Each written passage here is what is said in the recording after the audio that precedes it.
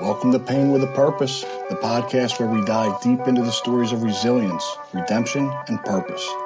I'm your host, Chris Woods, and each week we will sit down with guests who have faced challenges with substance abuse, mental health, and recovery. But we're not just dwelling on the past. Instead, we'll explore what keeps them driven towards a purposeful life.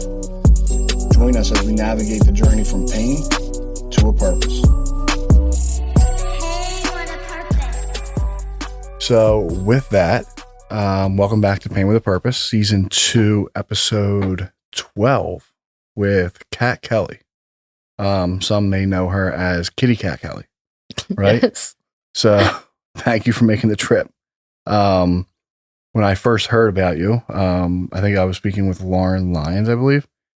And she was like, you should get Cat Kelly on there. I'm like, who's Cat Kelly? And she was like, Kitty Cat Kelly? You don't know? I'm like, no, I don't know Kitty Cat Kelly.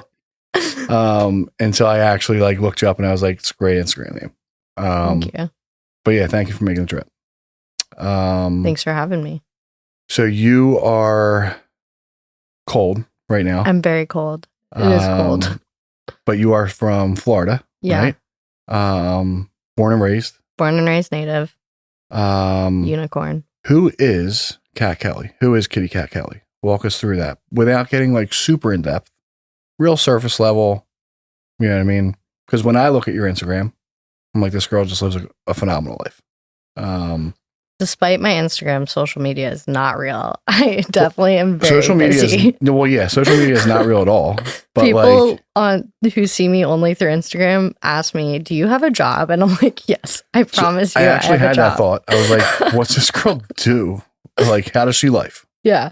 No, I have a job. I work 12 hours sometimes. I'm about to have no life and I will have no fun on social media anymore. But, who I am, I feel like is complicated, but for the most part, I love having fun. I love adventuring. I think having fun in sobriety is so important. And I am a sober human, but also I can go and hang out with my normal friends and go out and do things, and I have dogs and I love dogs and I love all animals. And sea urchins. I do. I like sea urchins. I saw that post. They're very important. Any marine life is very important. Save the marine industry. Excuse me. So it's not that I was trying to creep, right? But no, you were allowed to creep. I absolutely try to do my research on whoever I'm about to have on the show or for an episode. And it's I could gather some stuff, yeah, but I couldn't gather much. I was like, one, I don't know if this girl works. Two, she likes all things, pertaining to being outside, staying active. But yeah, so if I continue to reference your Instagram, it's just because I was doing oh, it's okay. You can reference it. Literally, people call me, yo, Kitty Cat Kelly, what's up? And I've thought about changing my Instagram name so many times over the years, and I'm like, I can't. People won't be able to find me. Nobody would know who I am. It has just become a staple. And it's funny because Cat Kelly, isn't even my legal name. Okay. And that's a funny story in itself, but I can't even revert to my legal name at this point because I'm only known in the recovery industry as Cat Kelly and in general. But yeah, I love adventure. I love being sober. I love the state of Florida. I will live and die there. If I die anywhere else, do not pronounce me dead until I'm in the state of Florida. So tell us how you really feel about waking up today and it being 6 degrees. It's horrible. I kind of feel like everything feels the same after 20 degrees. I feel once you're under 20 degrees, it just feels the same. Unless there's wind. It is much more pleasant with the no wind today. The other day it was windy and I'm like, this is not okay. But yeah, I love adventuring. I love pushing myself to the limits and I shouldn't do that. But I feel if you ask somebody who knows me what they would say, most people would just be like, I'm resilient. I'm funny. At least I think I'm funny. I'm strong. I love doing service work. I really love doing service in work and outside of work. I like to help people. It's the whole name of the game, right? Yeah. So it's a really interesting, right? So you're from Florida, and really kind of Florida, for really a long story short, is like kind of like the recovery capital. It is. But you're from there. You got your life back together there. Did you ever have to like do what most people think about when they think of Florida? Did you have to do like the sober living? Did you do all that stuff, or did you just stay home? I did. And honestly, that saved me. And it is not easy. Like, I do believe you can get sober wherever you are, no matter what. But I have like a unique qualified perspective on the recovery industry in Florida because I'm born and raised in Florida. I hate development. I used to hate that the recovery industry came to Florida, but I'm also immensely grateful for it because even though, yes, you can get sober wherever you are, I don't think I would have been sober or stayed sober if it wasn't the like capital of recovery. Like if there wasn't so many people coming, because I got sober young. Like I needed to know that I wasn't going to be knitting in the back of a meeting for the rest of my life. Like that's what I thought my life was going to be. Like I thought I was going to have no fun. And as you referenced my Instagram, like I like to do things. I'm an adventurer.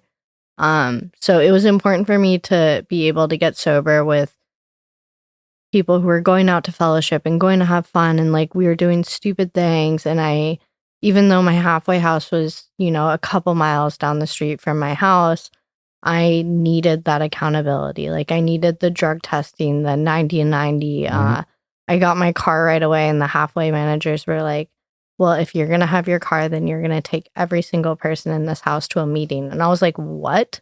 And they're like, you're going to be of service. And I was like, no, I'm not. And they're like, yeah, you are if you want your car. So I was kind of like, and everything they did was right. Like that was the right thing, because if I wasn't forced to take all of these girls that I did not like to a meeting, I wouldn't have met anyone. I wouldn't have gone out and fellowshipped. I wouldn't have made friends. Like I just wouldn't have had fun. So I get the car thing, because like I had it as well. I had like this very little bit of a different perspective, because like I don't know if like I'm sure everybody's like the same amount of sick when they first come in. I was rough, but like I almost felt popular in the recovery house because I was driving everybody there, and that's like a really sick thought, right? And like for anybody that is like too, there would have been a time where I would have been too afraid to even admit that, right? But that's where my head was at, where I felt like the man, because I was able to like have a car and drive people there, whatever the case was. But you referenced like getting sober young. Like how old were you when you got sober? I was 19 years old. Okay. And then how, like you've been able to maintain your sobriety? Yeah. So I did have a relapse while I was in the halfway house. And that was like the best thing that ever happened, which sounds crazy, but it was. I went out with like a group of friends, and we were going to meet up with someone from our treatment center that we went to. And she was in halfway with me, and we went to this bar, and our friend was drinking. We're like, okay, whatever. And I turned around as we were leaving, and I was sober because I was driving everyone. So I was like, I'm designated driver. Woo. Like I had no thoughts of drinking. Like I had no desire to drink. I didn't go into this thinking I was going to drink that day. And I saw her like sneak a drink out from like, as I turned my head, I just saw it. Yeah, I saw it out of my peripheral, and I was like, well, if she's gonna do it, then I'm gonna do it, which is such a lame excuse. Like that was just like it subconsciously, I was waiting for it.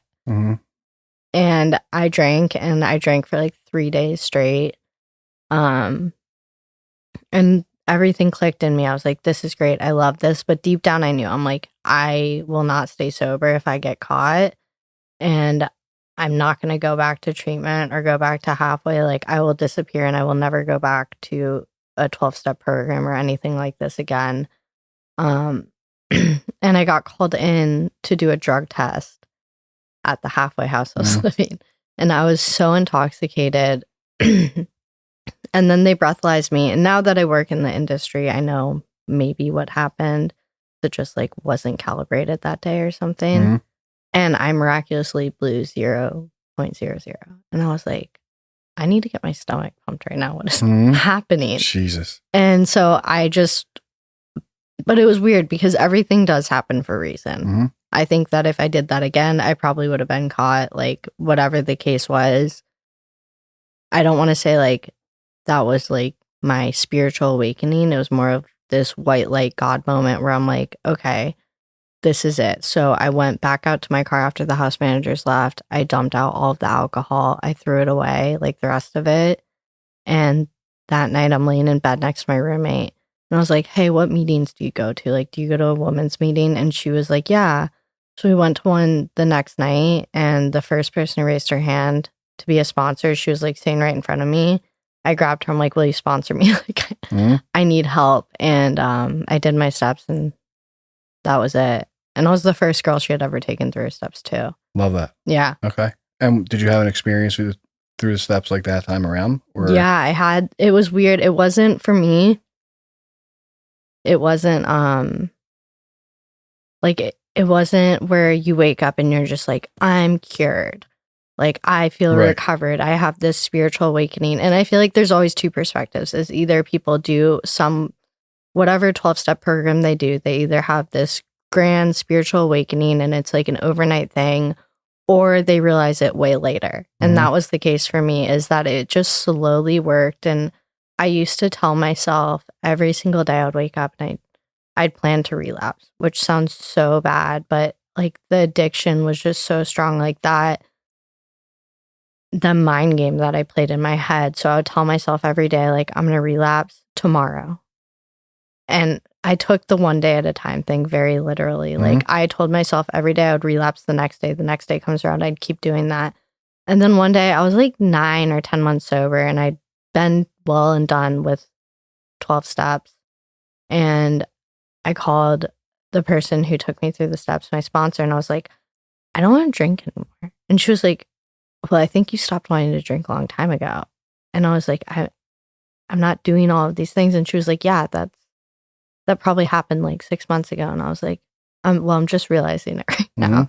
Like, it took me so long to realize it, but I was happy. Like, I had that confidence. I had that, you know, I've always had confidence, and it wasn't like a social thing for me. It wasn't like I didn't drink because I needed the social aspect, or I needed the confidence, or I needed this, that, and the other. It was strictly like a pain thing. Like, I was always in so much physical pain that alcohol made me feel like Superman. I felt like I could do anything and not get injured or hurt.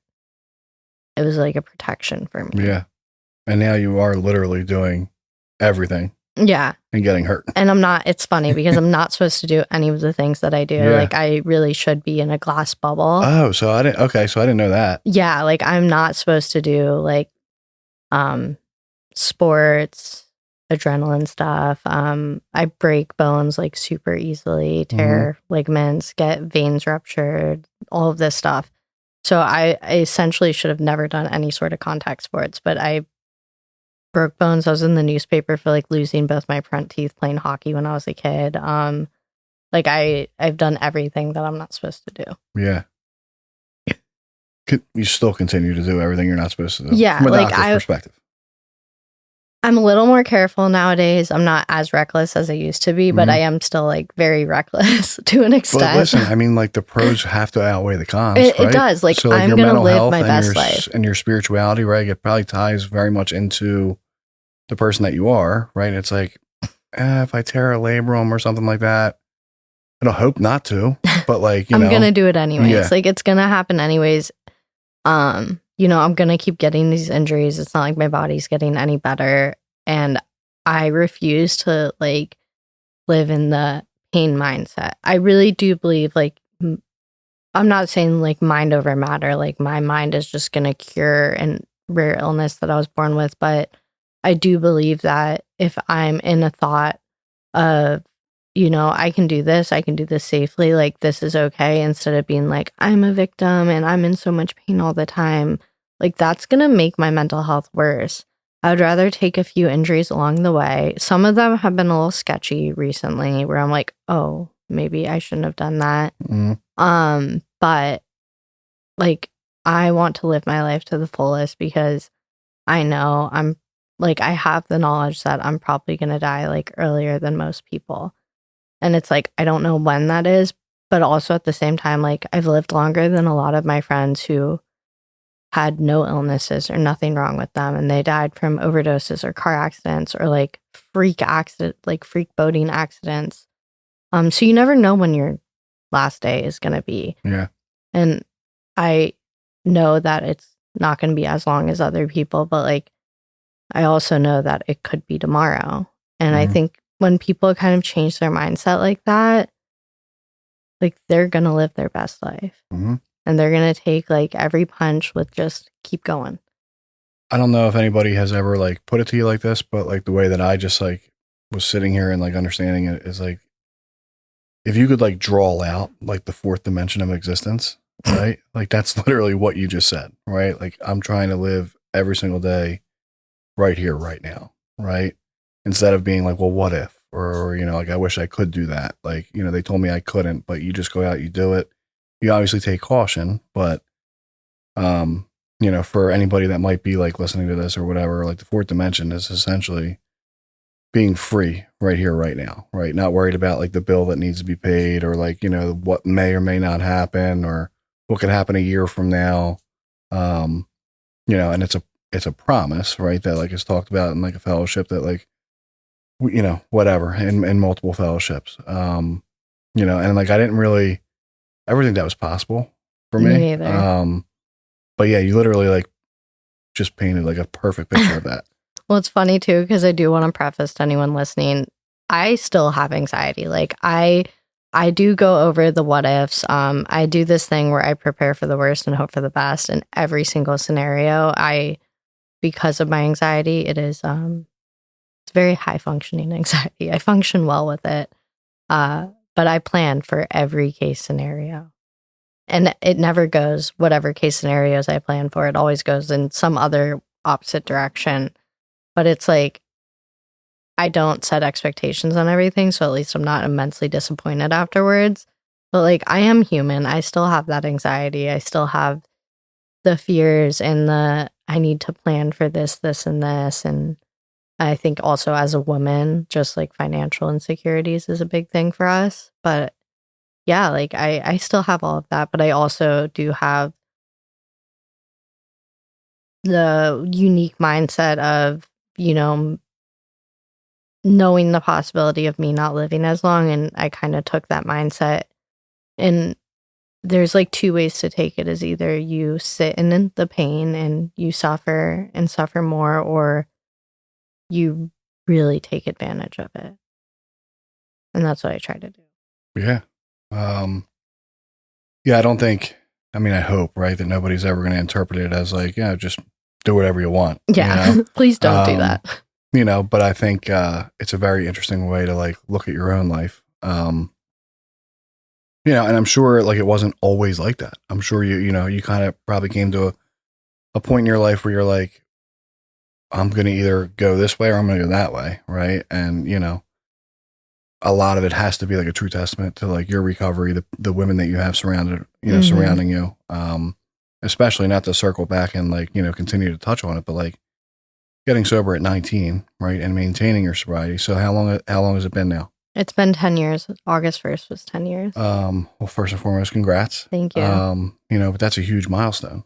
So not only did you get sober young, you stayed sober young. I did. We still are, as much as I don't feel it, are young. You know, so I feel very young. Sometimes we I'm grew like, up, what? We grew up in recovery. We learned how to live in recovery. I literally grew up in recovery. My dad is also in recovery. Okay. So like I grew up in 12-step program rooms. Mm-hmm. I was raised in them. I never knew what they were. I had no idea what they were.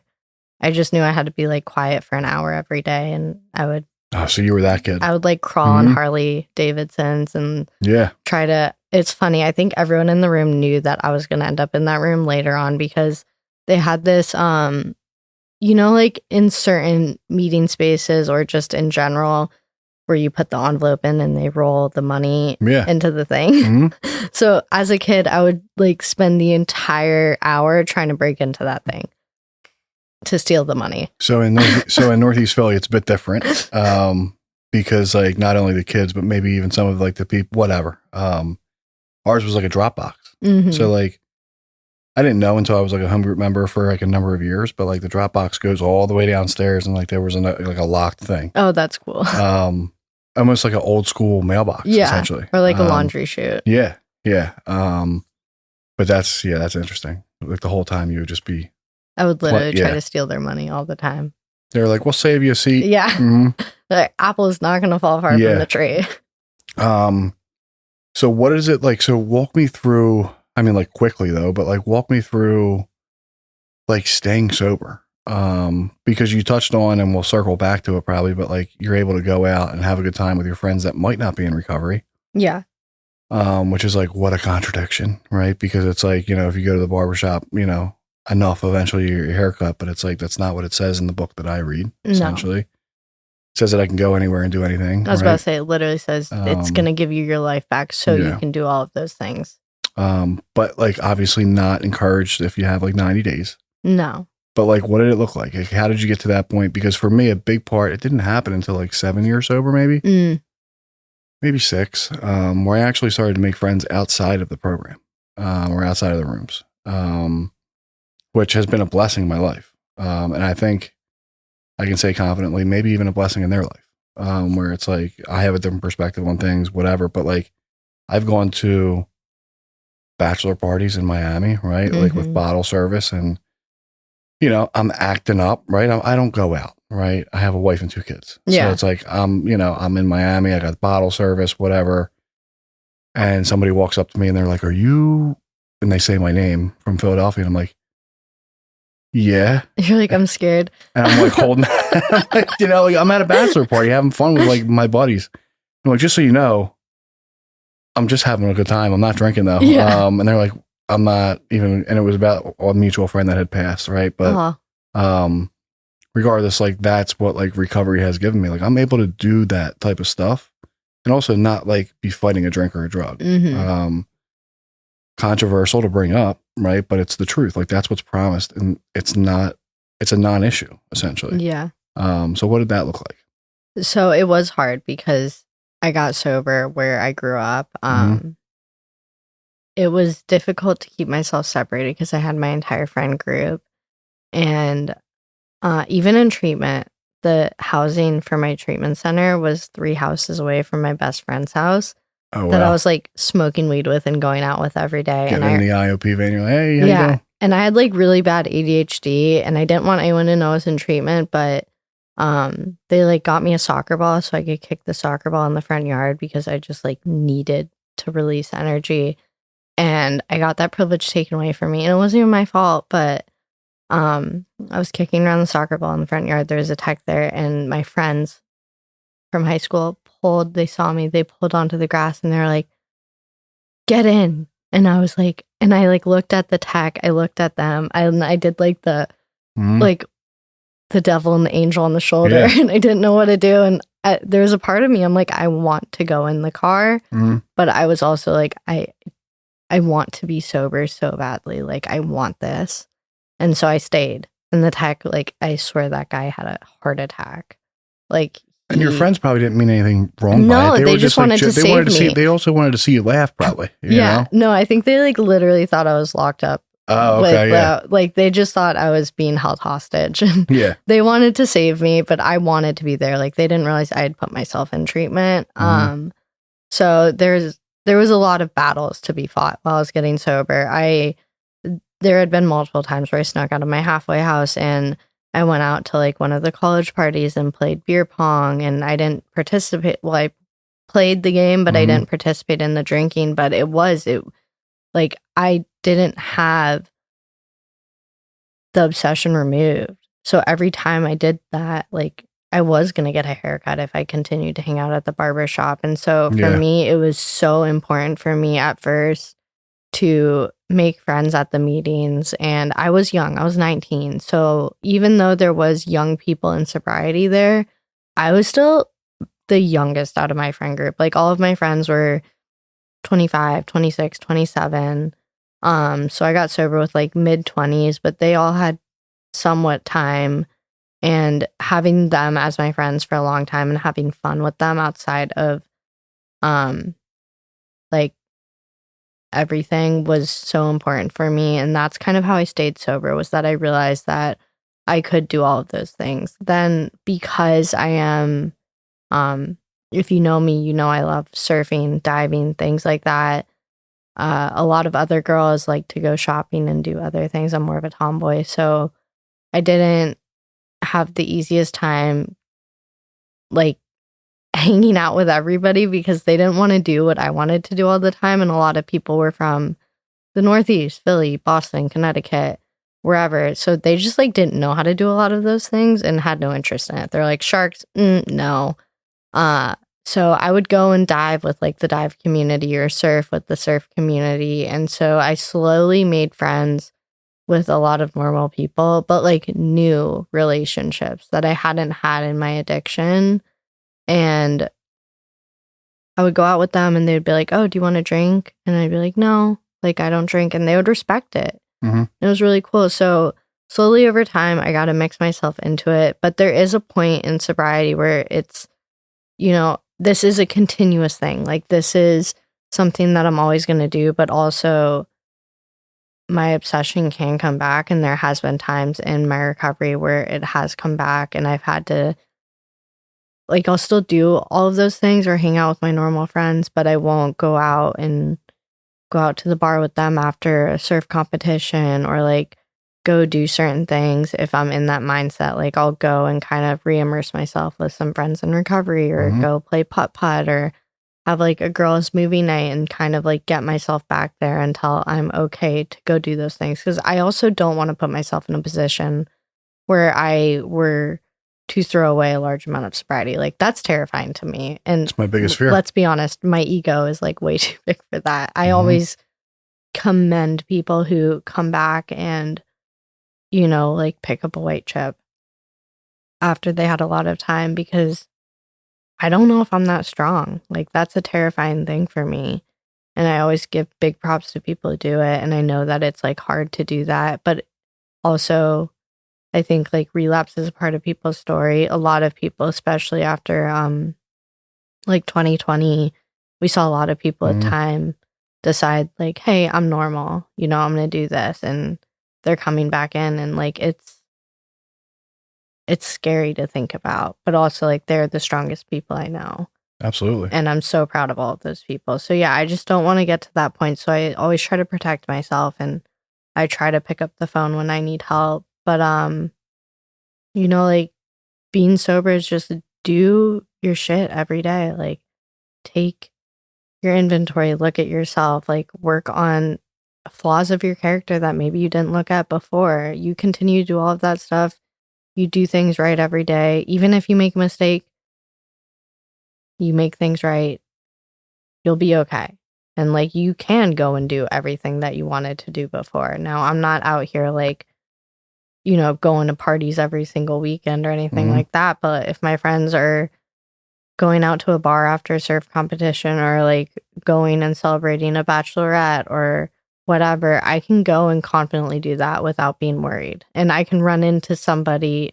Also, another cool thing is like, I can go to the liquor store and like buy a bottle of wine for my mom or like some alcohol for my friends. And I don't, like if I run into somebody there, I'm not worried that they're going to think that I'm drinking. Yeah. Like I don't have that fear. Like they're just like, oh, what are you doing? Everybody in your life knows what you're about. Exactly. Again, like the problem's been removed. I have to preference it, right? Because now I'm all in my head about it. You talked about like you're like, now I'll be thinking about it if I don't make this statement. So like when I was in Miami, right? Like, letting loose, having fun, whatever, right? Granted, I'm not doing that all the time. Yeah. I just don't have that many friends that are getting like either having babies or getting married. I don't know which one was which of why we were down there. But like when I get back from Miami, right? Like I feel that spiritual hangover, right? Yeah. Because the truth of the matter is like there was no God down there, right? If for all things considered, right? Like there was no God, and you know what I mean? Like we were going to multiple parties, we were like doing the VIP tables, right? Like whatever. But the truth of the matter is that like people that might not understand what I'm talking about, you probably won't understand what I'm going to say next either, where it's like, somebody might say like, well, why would you go to that? Like, that's a high risk situation. Right. But I'll reference it again where it's like, I was invited. Yeah. Right. It says like in the book that I read, essentially, if I can pack into a situation, go, right? It says go or stay, whatever you want to do. As long as I'm spiritually fit. I'm spiritually fit heading out there. On the way back, right? Like I definitely feel it, right? Like I need to do everything that you just talked about. Like I need to re-immerse myself and get back on the beam essentially. But yeah, I mean, that's a huge part of it right now. If I go out there and I'm not on the beam and I'm not doing well, that could go You're any putting which yourself way. at risk. But yeah, essentially I was invited, right? Also, what can I pack into the street? Like I make people laugh, right? So like, yeah, me walking around with like huge bottles of vodka, being the sober guy, hilarious. That is funny. But also like you're there showing up for people. Like you wouldn't have been able to do that if you weren't in your addiction. You wouldn't have gotten invited to a wedding. You wouldn't have been a best man. Like you wouldn't have had any of those things or been able to even fly to Miami and do that in the first place if it wasn't for you getting your life back. I also was the designated driver for all of my boys for the entire weekend, which was hilarious because like might even put them in more crazy situations because I was driving. Yeah, it's funny being the designated driver. Sometimes I'm like, I'm really happy I'm not in your position. Yeah. So anyway, I digress. But yeah, essentially what I'm trying to get across is like, we can do anything we want, right? As long as we're spiritually fit. No, I've traveled the world and gone to meetings and like all over, and I didn't understand a lick of what they were saying, but I knew what was going on. You could feel like the language of the heart. Yeah, I could feel it. Like I didn't have to know what they were saying or speak the language to know why I was in that room or like what I needed to get out of it. What a better place to like, you could just throw up all over that room. I know. Nobody would ever know. They would have no clue. Although English is like a widely spoken language everywhere. I mean, they don't know who you are though, unless they knew your Instagram name. And then they'd be like,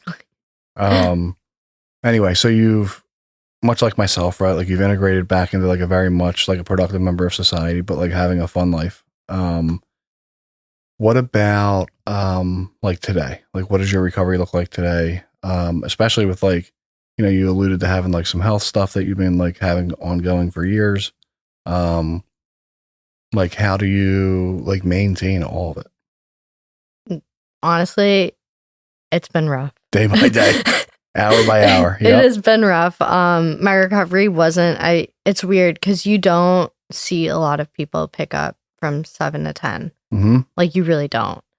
And they say it's the dark ages, and it really is. Like it was the dark ages. Me too. It has been the roughest year of my life, like ever. I hit some really rough like mental health stuff to the point where I was even like, I don't want to be alive anymore. And looking back at that now, I'm like, oh, thank God I didn't do anything. But I really had to re-immerse myself into the program this year. Like I got caught up with work and friends and all of this stuff and like my outside life. And I'm like, oh, I'm fine doing, 1 meeting a week and just having my sponsor and like not doing service work, which is crazy. And I was kind of like using my job as like my recovery for a little bit, and it got rough. Like it got to this point where that's actually interesting. Yeah. Go ahead, finish your thought, and then I'm gonna got to this point where and this is the scariest. I think this was one of the scariest points to get to in recovery is I didn't have the thought to pick up a drink or use, but I wanted to die. And that was almost scarier. Is like, I have no desire to drink or use, but I want to die. And if I die, I really don't care. And that's the point of like where that spiritual malady comes in. It's like the addiction is, yes, it's there. It's always going to be there, but it is a spiritual state of mind for us. It is like this, like you can get sober and still have that misery within you and still have all of those defects and all of those things. Like that spiritual malady is always going to be there, and it has nothing to do with like drinking or using. It has to do with like how we are as people. Like, we're selfish by nature. And I kind of had to, like, revamp into the recovery and started hanging out with a lot of my friends from recovery again and trying to make new friends. And I switched up like every meeting I went to. I am working on trying to find joy in the program that I work again, which has been hard. Like it's not easy. Like trying to, no, I wouldn't say like a new experience, right? But just trying to have almost like find like the motivation or getting fired up about life again. Yeah. And like doing prayer and meditation and, doing an inventory at night. That one's been rough to get back into. Is there anything that's like continuously there every night? Regularly right now is prayer and kind of, I would say just like communicating with my sponsor as much as possible, but prayer's been good. And then I kind of have been doing, I don't write down my inventory every night. I want to be that person so badly. I want to be that person. I am not that person. Easier said than done. Yeah. Like I will admit my faults. But I go through it in my head. Yeah. For the most part, like immediately when I do something, I'm like, I'm going to go over that tomorrow. Like I need to come back to this. So when I went interesting point. So again, when I was looking at your Instagram, I think you only have like one thing on there that like you did something similar to this, right? And I think on that reel, you're like, I very much like keep my recovery and my work separate for a reason, right? Which I completely agree with. Because this is supposed to be like an altruistic thing, and I'm not even talking about this, right? We're just talking about like recovery and like our day to day, and it's supposed to be like a very much like a selfless program. But it's interesting that you were like, I made like kudos to you for even saying that, right? Because people could come on here. I don't know if they're telling the truth, if they're lying, if they're trying to sound good, whatever. But I'd be lying if I said that like I didn't make my work and my recovery like one thing at one point or another, right? And it's a direct correlation of like how I'm doing when I'm by myself, right? I'm usually miserable if I'm like living that way, right? But it was just like I was going nowhere with it, but it was like interesting to see that like you are actually being transparent because like that one reel that's on your Instagram, you were like very genuine too. You were like, I keep this separate, right? Because I believe in something that, and then you to come on here and be like, well, yeah, I was struggling a little bit, like work became God, right? Like, and that's my words, but essentially like I made them one and it's funny because I filmed that podcast like at the beginning of like my entire life falling apart. Yeah. So like I was still, but I will say when I first started working in recovery, the best advice that somebody gave me, and it was hounded into my head over and over and over again by so many people, is do not make work your recovery. And I didn't understand what they meant by that until I started working in the field, and I would see text be like, oh, well, I went to my meeting for the day. And I'm like, well, you didn't, because you ran the meeting. Yeah. I'm like, you went with clients or this, that, or the third. And, to touch on other things is like, you're being paid to do that. And it's so important. And I watched every single one of those people relapse, like step away from the rooms, I was just going to say, think about how many people are not with us anymore. Exactly. And there's like a few of those people that I had worked with who like are just no longer with us ever. Yeah.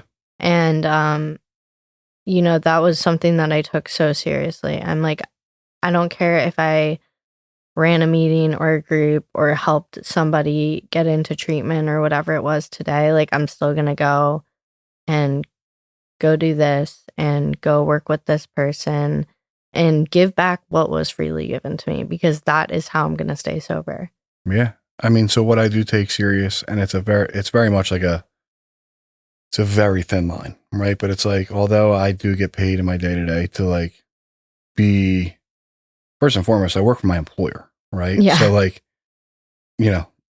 there's that. But furthermore, like I can also be maybe the only example that I would like to be shown of like what recovery can look like. But again, I have to constantly like kind of revert back to like, I work for my employer, right? And furthermore, that's not anything to play around with, right? Like someone seeking help, I'm not there for myself, right? I'm there to like advocate for whoever, right, to my best ability.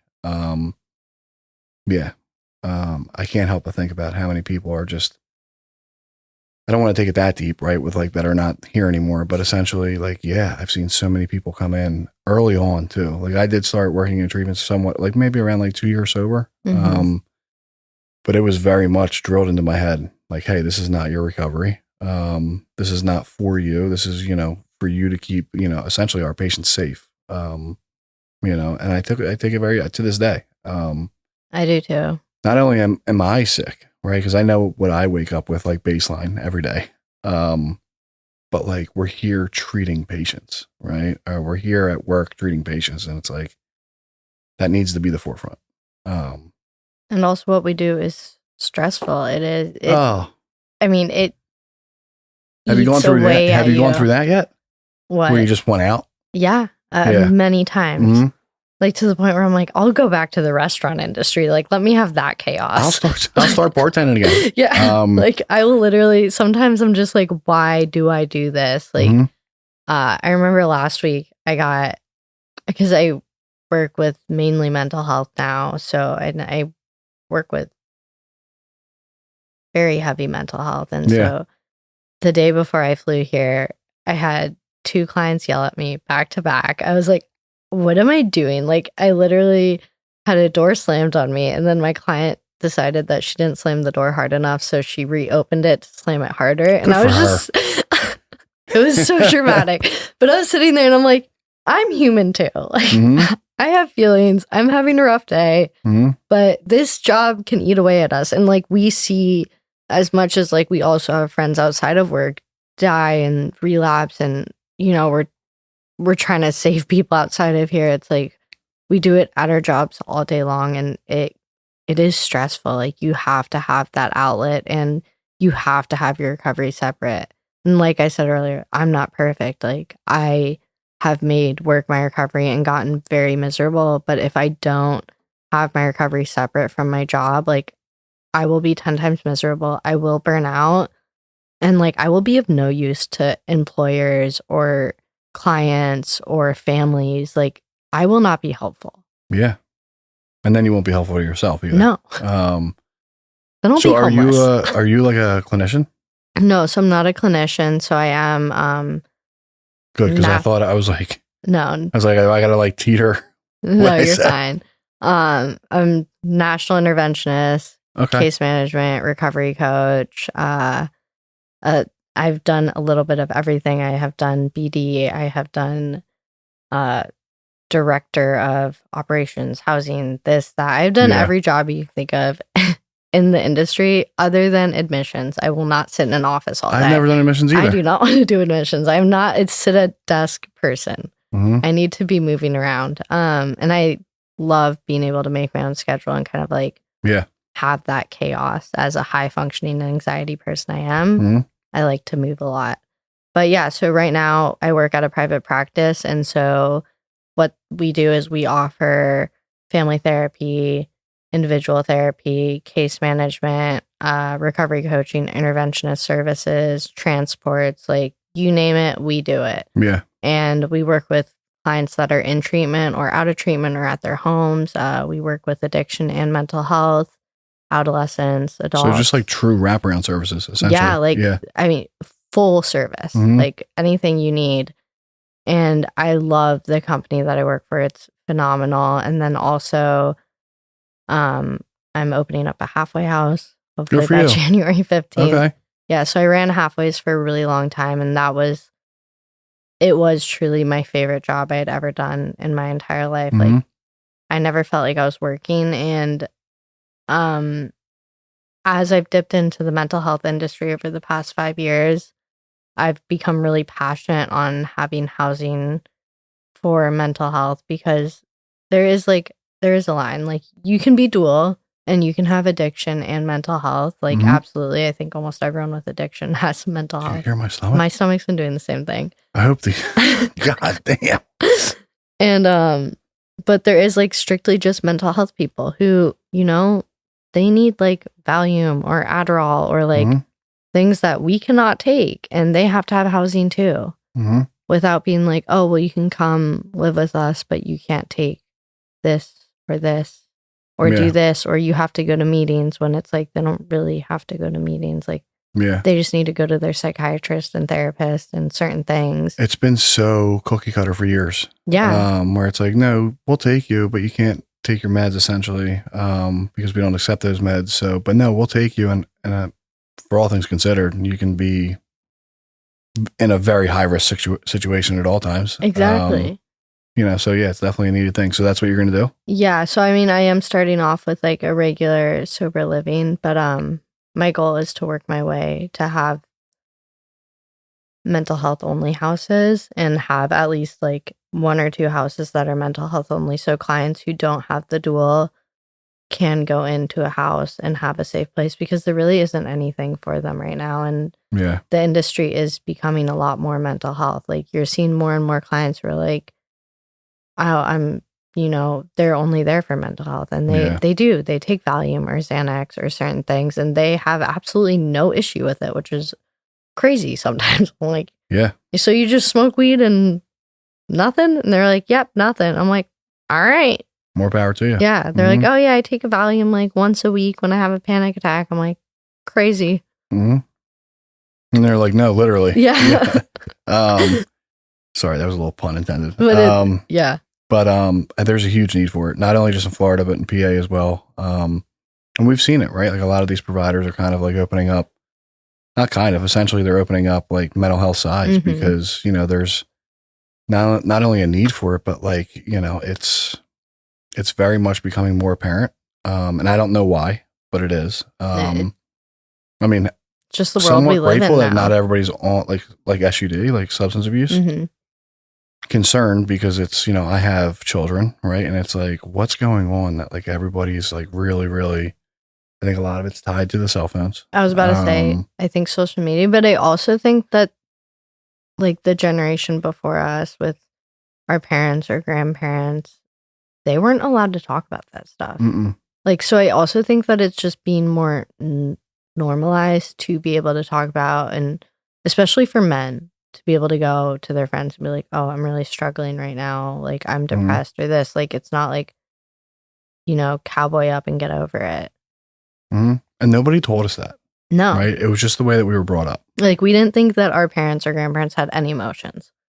No, I mean, it also spilled into like our generation as well. And I think the only reason that I was as open to even talking about my stuff is because of my experience with getting sober. Yeah. I can't imagine the people that I might have grown up with that might be going through something similar mental health wise. And they're just like, this is just life. It's supposed to be like this. And it's not. That's what I used to think. Like, I really thought that I was just supposed to cowboy up, deal with it. Like, don't ever show weakness in front of anyone. Don't cry. I've cried like more this year than I have in my entire life. And it's weird, but it feels good. I'm like, oh, wow, this is nice. I can like let I do have people emotions. know. Yeah. I'm not like just an emotionless person. And it's funny because I'm so emotional, but I just did not show it to anyone. Yeah. Like, I'm like, I have to be tough for everyone else. And most people who know me will tell you like they've never seen me cry. Yeah. Just. Yeah. I mean, I have a similar experience, right? I cried when my daughters were born. I cried most recently when one of my best friends passed away. But leading up to it, nothing. Yeah. Right? Leading up to it, joked around about it, right? Like, not anything to joke about. But like, if you knew our relationship, it's like, I know that he's not in pain anymore. But like walking up there, like mess, like little girl crying type stuff in front of his family. Other than that, like it takes a lot, or it takes nothing at all. And it's you like just like snap. Well, sometimes it's a movie. Right? I cry in movies and TV shows all the time. And like they'll start to come out and I just wipe them away real quick because it's like, I don't know why I'm crying right now, but like, it is what it is. Me and my boyfriend will like have our TV shows that we watch in series. And sometimes like if a character dies or something crazy happens, I'll like tear up and then I'll like pretend that I'm like coughing. Has he caught you? He's caught me a few times. Yeah. Like, I don't want him to know that I'm crying, so I just pretend like. Yeah. I do that. I did it literally a week ago. Yeah. Like, he's not going to know. He knows. Yeah. He knows. But I mean, again, as crazy as this is going to sound, if anybody's like sporadically listening or whatever, like those are the gifts. Yeah. Like that's life. Not everything's great all the time. The good times are awesome, right? The bad times usually suck because we feel it all, but we're alive today, you know? Do you feel like from being sober for as long as you have at this point, like that probably subconscious thought of like, I need to be strong for everybody, like plays into that because of the amount of time you've been sober? So it's funny because I used to only have that mindset. Like I've had some really rough deaths in sobriety. And there's one that like, I didn't even get a chance to grieve or understand like that pain until like 2 years later. And I finally started grieving it. And now I do this thing where like, I panic if I get in a fight with someone and I don't say I love you to them. Yeah. I like feel like every fight always needs to be resolved, which is like an issue I'm working on. I'm like, we cannot go to bed angry because I get scared that I'm never going to see that person again.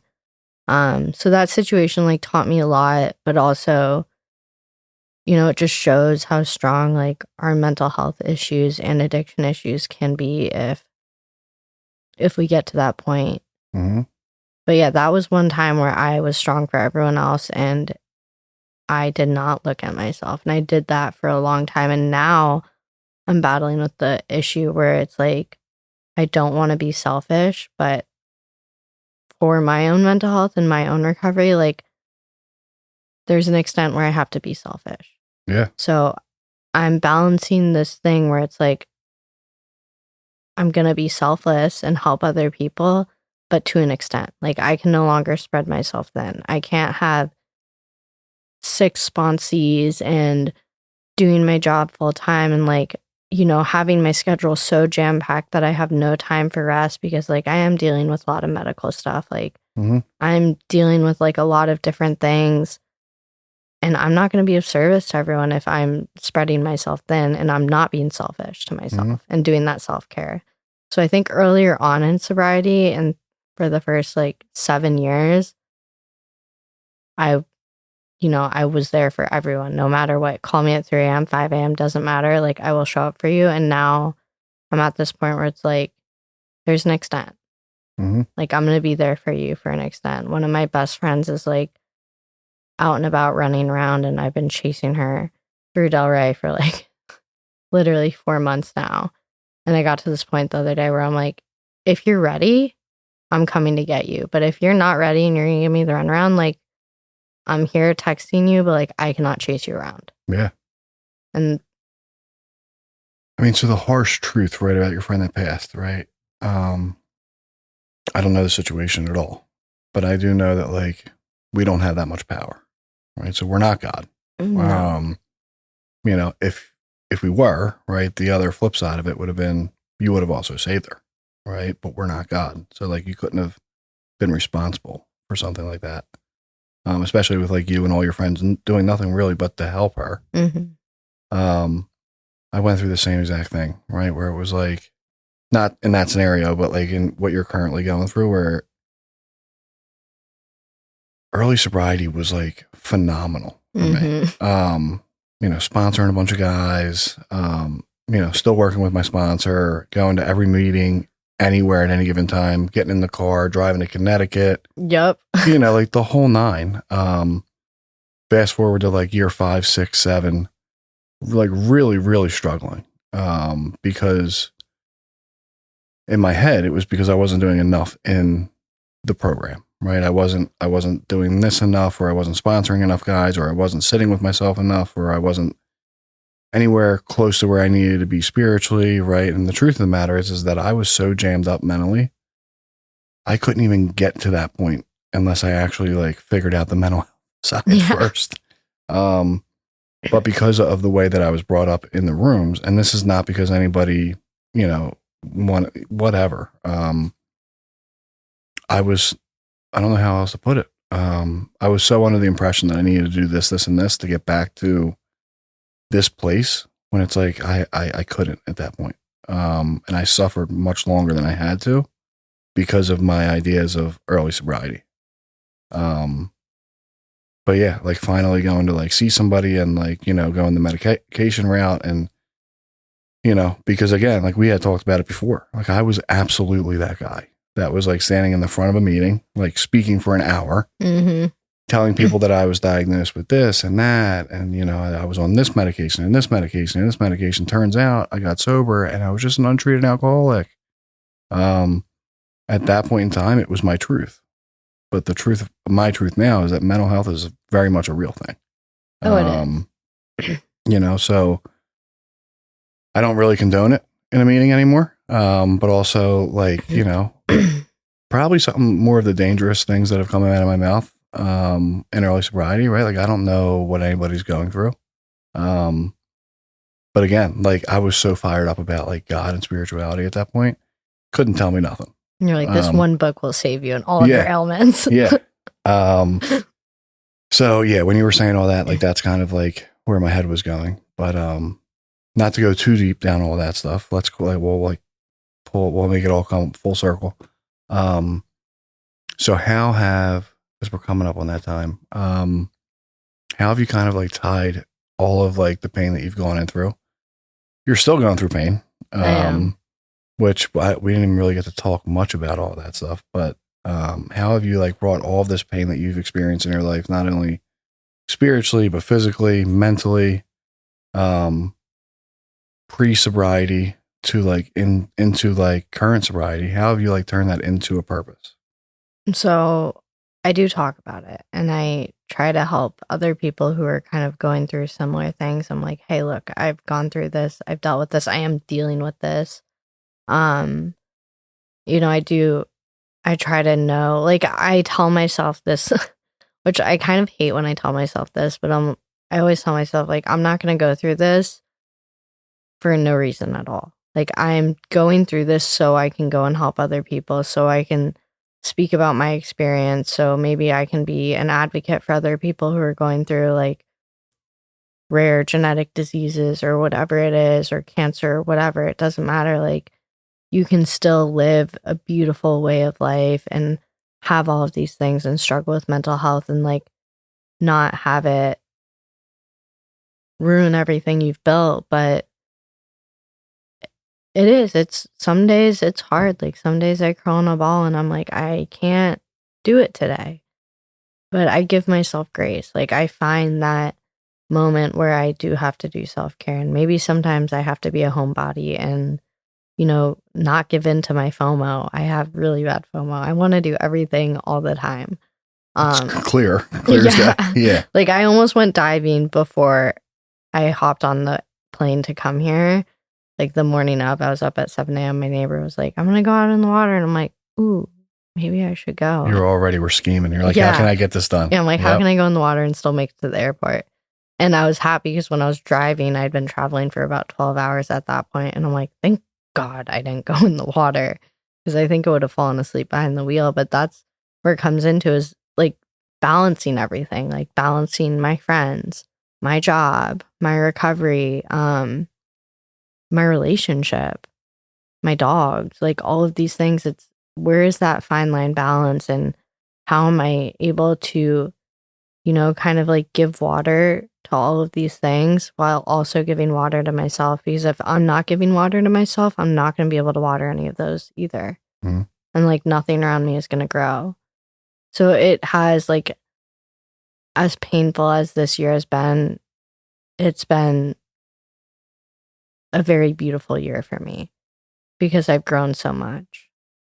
You know, 7 months ago, I really was like, I want to die. Yeah. And the other day, it was like last Friday or something, I remember thinking to myself, it was kind of like that moment where I realized I didn't want to get high anymore. I was like, I'm so happy I decided to not die. Like, I'm happy that I don't want to die anymore. We have those moments, and you're not going to be perfect in recovery, and you're going to have those ups and downs, and it's okay. Like, you have them so you can talk about them and help someone else. Yeah, I mean, I'm a firm believer. I say it all the time. I probably sound like a broken record at this point, but I believe that everything happens exactly how it's supposed to. more often than not, I just don't like it because I'm here for the ride and it's not my plan. But hindsight's 2020, right? So as long as I know, and I've said it to multiple people in my life, and again, easier said than done, especially when I'm just like on the saying end and not the, you know, the receiving end of it. But it's like, we didn't come this far just to like get dropped here, right? Mm-hmm. I didn't get sober and stay sober for as long as I have just to like the other shoe to drop and like that just be the end of the story. Much like yourself, like giving away the amount of time that I have now is my biggest fear by far. Should it be a fear? Is it a healthy fear? I don't know. If you're an old timer in the rooms, feel free to comment and say, you know what I mean, that I shouldn't have that fear, but it's a real fear of mine. I think there's healthy fears and not healthy fears. Just like with our defects is, I always say this, it's not that we're getting rid of these bad defects. It's that we are using them for good. Mm-hmm. Like, what are you doing with those defects? Are you using them for bad or using them for good? Like, if you get sober and become a lawyer, like, your manipulation defects, you can use them for some good. Yeah. Like, doing pretty well for yourself. Yeah. So what is your intention behind them? You know, what is your intention behind that fear? Like, there is healthy fears and there's unhealthy fears. It's how far you take that fear, how far you don't take that fear. And, you know, I'm also a big believer in like having some sort of activity or outlet to stabilize like your mental health or addiction or anything. You have to have something that you have that's just for yourself, like surfing, diving, paddleboarding, like activities in general, and working out is a big outlet for me. Like, I need that on a day-to-day basis. Is there any rhyme or reason to like the activities that you choose to do? Right. So like, like would Joe be able to match up? Right. Like if he was like, well, Kat's like, she's surfing today. Right. So it's like, we know what she's struggling with, or is it like, it's whatever, you just goes with the flow? Does that make sense? Yeah, it does. So, he can definitely, certain things he can match up with. Like if the house is entirely deep cleaned, like baseboards and stuff, he's like, are you okay? She did a whole GI today. Yeah. Okay. Like if there's certain things that I do where he's like, how you doing? And then there's other things where like, if I am surfing and I'm diving and I'm doing all of those things, usually I'm actually doing okay. Like I'm probably doing okay because it's more when I hermit and kind of like become a couch potato is when I'm not doing great. But surfing for me and diving, paddleboarding, it's one of those, well, paddleboarding now is like a competition thing for me. So it's not like a total outlet anymore. But, you know, for me, I don't think about anything when I'm doing that. Like there's one thing that I do and there's nothing on my mind. I am fully present when I'm surfing. It's one of the best feelings in the world. Like I seek those moments where, I mean, everything around me could be exploding. And if I'm in the water, I forget about it all. So I think probably a better question would be like, is it more of it directly ties into spirituality for you? Yeah, absolutely. The ocean plays a big part in my spirituality, plays a big part in my higher power, like just the earth in general. Yeah. I'm not a religious person. I never have been. But I'm very spiritual. Super interesting. Because like when I first got sober, right? Like I was raised with like a certain religion, right? So when I got sober, I was like, well, we ain't going that route. You know, so early on, it was very much like love, karma, and nature for me. And I could get down with that and like it grew on that. And it's almost like, not that I'm like an acting Catholic and go on every Sunday by any means. Probably still one of the worst Catholics around. But like I've reverted back to like that sort of higher power, right? You know, but it was just like I was able to kind of like bridge that connection like in real time where it's like that's where it started for me. And it still very much is. But I was so closed off to the God thing early on where it was like they had to break it down like, hey, I was literally sitting next to a tree. I don't think you would know it, but like there's a like Valley Green is like local to us, and it's just all like a wooded area, trails, the whole nine. There's a creek back there. Oh my God, you said crick. Creek. Yeah, so a creek back there. There's water with rocks back there. Yeah, we were sitting, on a trail, and my sponsor was like, "How old do you think that tree is?" A stupid saying, right? But he got like my mind thinking, and I'm like, I don't know, man. But like the education, I knew that I had to like cut it in half, and I was like, I'll tell you exactly how old it is. Long story short, right? It was like, has anyone ever like died next to that tree? Has anyone ever fell in love next to that tree? Has anybody, like, we started to have questions like that, and it's like, what is bigger than yourself, right? And it all stemmed from that. Mm-hmm. But yeah, it's pretty cool how it all works because we can choose our own conception. Yeah, it can, anything that is more powerful than you. And it's funny because I had picked the ocean as like my first higher power, and it took me so long to get there. I wasn't raised super religious. My family like followed or like they put me in like a Catholic school, but they never attended church or chapel or any like we didn't do any of that. So it was kind of, it wasn't like, okay, we're gonna pray at night and pray before a meal. Like I wasn't raised religious. I was by a school, but not in any other regard. So I didn't have a complete disdain. The school I went to made me have that disdain for religion. But when I was trying to find my higher power, my sponsor was like, okay, just like, where do you, like, what is more powerful than you? Like, where do you go to find peace?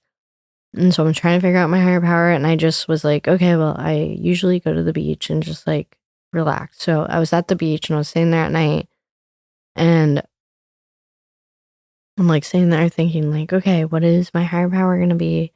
And then I looked at the water and I was like, oh, like this ocean can choose to take my life.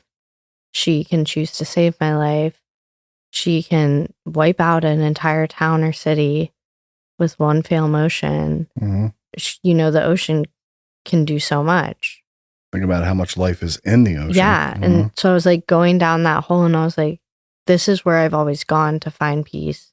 This is where I've gone when I am, ailed with something, when I am happy, like whatever. Like this has always been where I go. This is it. And then it's grown like through that where, my higher power speaks through people around me. Like certain things happen where I'm like, okay, that was God's plan, or like the burnt toast effect, like what everyone calls it, where, that was supposed to happen because it was supposed to save me from something worse.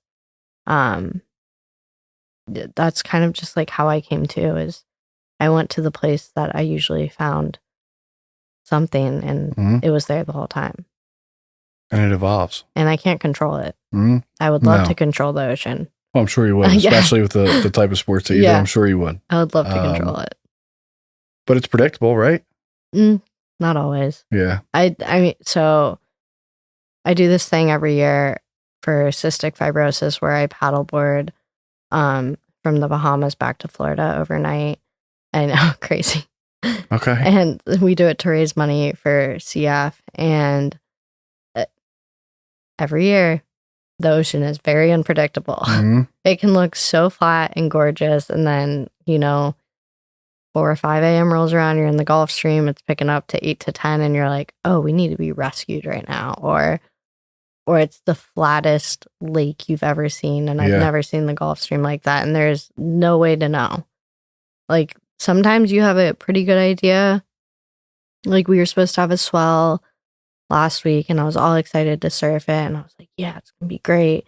And then all of a sudden the wind decided to switch direction, and it was just absolutely blown out, washer machine. I'm like, all right, I'm not going out there. So like regardless if it's the Gulf or anything, we were watching a documentary the other day about the woman that swam from Cuba to Key West. Yeah. And the only thing that I kept getting super fixated on was like swimming at night. Yeah, most of the paddles at night. So how bright is it out there? Because like you would think, right? Like there's no city lights. It's not like around here really. So it depends on if you have a full moon. I will say like the full moon really, it is night and day. It'll light it up, right? Yeah, it will. And we've gotten lucky the past couple of years. We've had our paddles on full moons or like right after a full moon. So it's been pretty bright out there, but it's dark. And also, so how we do it is there is a safety boat. that's kind of like guiding Sure, me. And they have the water and the nutrition. So like they toss us over what we need when we run out, or like refill my water, things like that. I'm not allowed to like ride their wake or anything, but I'm pretty close by. I have to be within like a 50-second swim at all times. And it is pitch black. Like I have a glow stick on. I have like a reflective vest. I have 2 forms of GPS. But it is dark out there, and you don't want the boat in front of you to put light at the bottom of their boat, because if it's like completely flat and it's lake out there, it's fine. But when you add the light factor like under the boat and it's wavy, you get really like everything. I can only imagine. Yeah. It's kind of, it just really throws you off. Like you want to have that the night vision, what I call it. Like our eyes do adjust. Yeah. And ignorance is bliss. Like sometimes, absolutely. Because we leave the Bahamas at 12 a.m. So like literally 7 hours of the paddle is pitch Completely black, dark. middle of the night. And I'm at like the sketchiest parts of the ocean during that time. So, a giant squid comes up, a whale, a big shark. I'd rather not know. Yeah, like I don't need to know. I'm totally okay with it being pitch black out. Yeah, not for me. Yeah. But you want to talk about like God moments, dude. That one is hard. Being alone with your thoughts for 14 hours, just telling yourself to keep going. Like you're just like, keep going, keep doing this.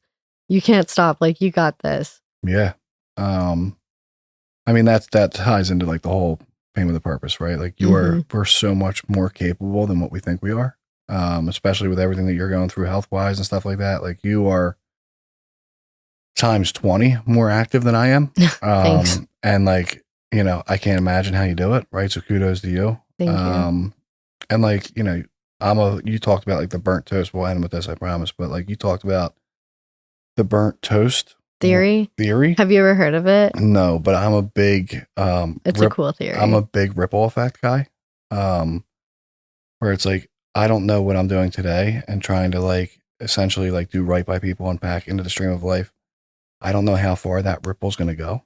But I'm a firm believer that like it does affect people. And like I've been living that way for a number of years and I'm going to continue. So if it's anything like that, maybe just on the back end. It kind of is. I'll tell you what the burnt toast theory is. So like, yeah, that's kind of like where I fall in line with like, I'm just going to continue to do right by people, right? In hopes that like this world's going to continue to, do right by me. But what's the burnt toast? I have a feeling it's different.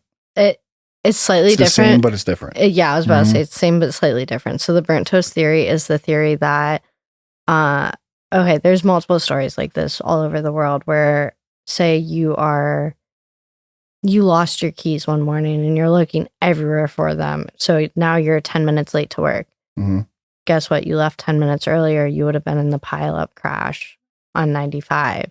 Or there's like, I think about 4 or 5 people who on 9/11 had missed their flight that morning and they would have been on the plane.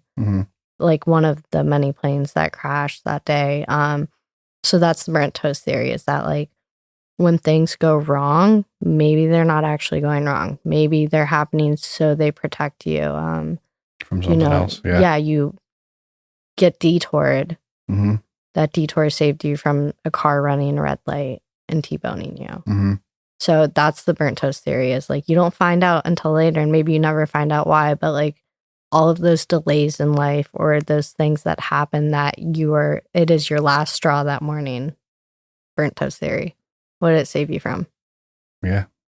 I mean, it's a really good analogy. But I'm not even going to say it because we're just going to keep going, because I feel like we could keep talking. But I had like literally something similar like that this morning, where it's just like, it's all just a shift in perspective. Right.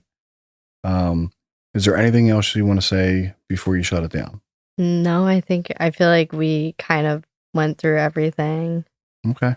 For the most part. Do you have any other questions to ask me? A ton. But like we only have so much time. I have so many questions. I have a lot of questions for you.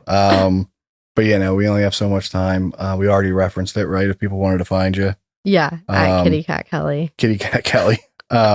She thought about changing it. She's not going to. tell Joe I said hello. I will. And I forgot to do my YouTube thing again, but I'm not even going to do it. I'm just going to like make a B-roll thing or whatever, an intro thing.